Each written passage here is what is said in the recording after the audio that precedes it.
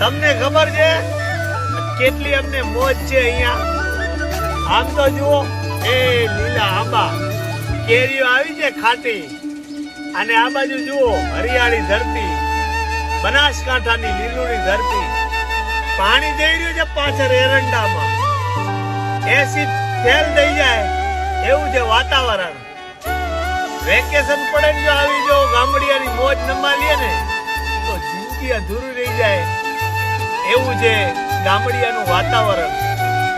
આપણા વડીલો હોય, મા હોય, બાપ હોય, બુજુર્ગ હોય, એમને મળીએ અને જે 6-8 મહિનાની જે વાતોનો જે ઉભો છે એ ગામડિયામાં મજા કઈ ઓર છે. બધા ભેગા બેસીને ખાઈએ પીએ મોજ મસ્તી કરીએ.